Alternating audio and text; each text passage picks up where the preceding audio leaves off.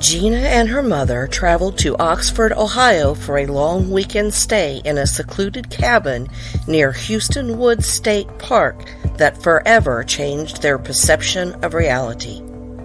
As they were exploring the lovely residence that would be their home for the next 3 days, Gina was telling Bea, her mom, how excited she was to have found such a great deal. The owner said they would be the first to rent it since they had remodeled it several months ago. The house was built into the side of a hill with a garage constructed underneath. The cabin was equipped with a screened deck that from the outside looked as though it was off a second floor, but actually it was off the main floor of the residence. The deck held a table and chairs as well as a generously sized hot tub. The way the deck is lifted, they will have a beautiful view. Gina turned the jacuzzi power on, getting it warmed up and ready for them to enjoy once settled in.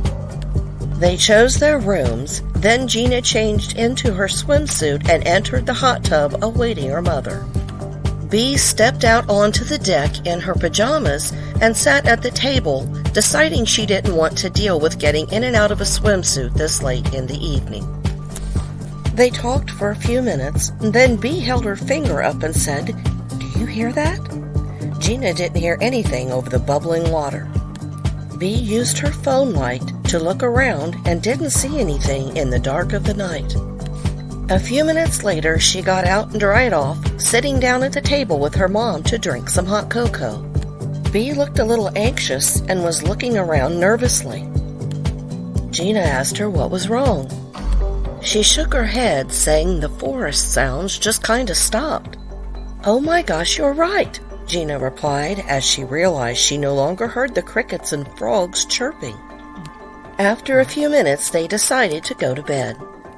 The next day, they decided to explore the area around the cabin and noticed the ground was damp from an overnight shower.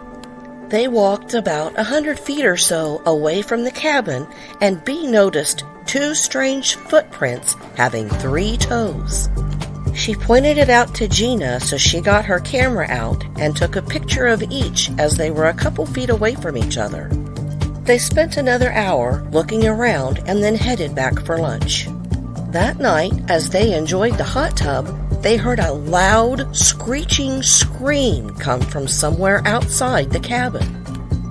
Gina jumped up and turned out the light on the deck so they couldn't be seen and they would have a better view outside. Bea shut off the hot tub so they could hear better as well. Soon, they heard branches breaking and other movement.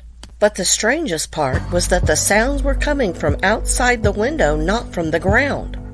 It sounded as if something heavy was climbing a tree not far from the cabin's window.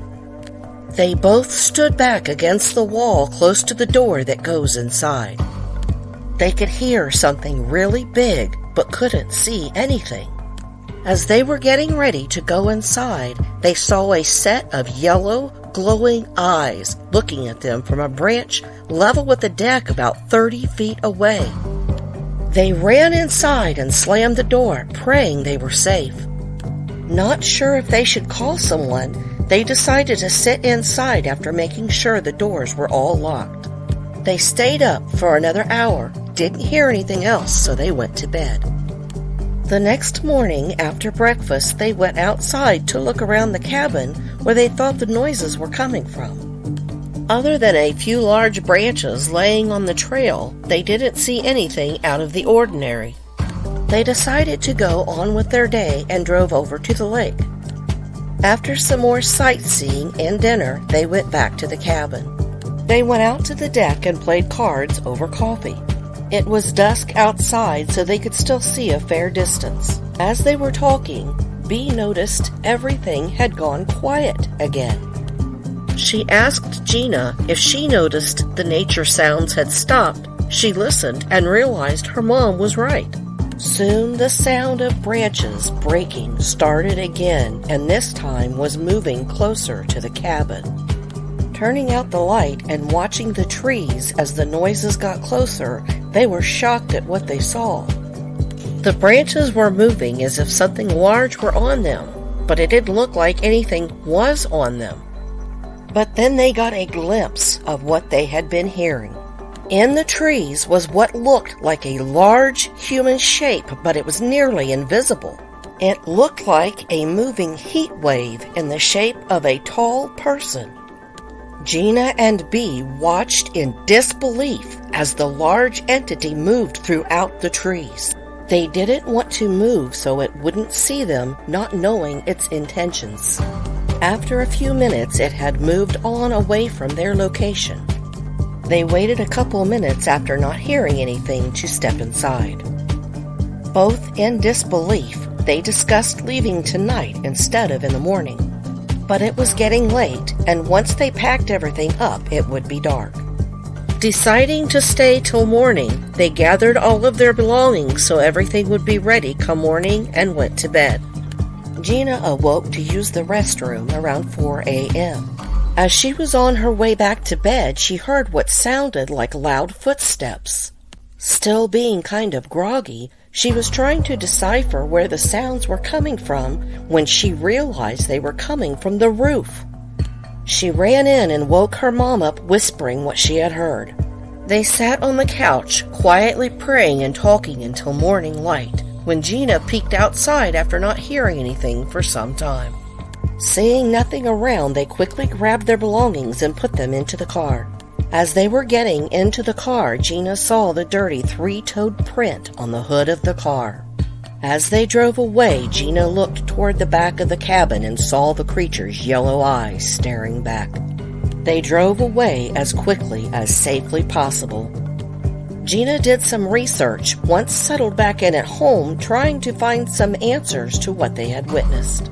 She found several reports from around the U.S. in state parks and other wooded areas of a similar being that had been dubbed the Glimmer Man. The title referring to the odd, nearly invisible quality of the creature. This was definitely a trip they would never forget. Thanks for watching. We hope you enjoyed this retelling of an actual report. If you've seen the Glimmer Man or another supernatural being, let us know in the comments. If you liked this video, be sure to like and subscribe for much more to come.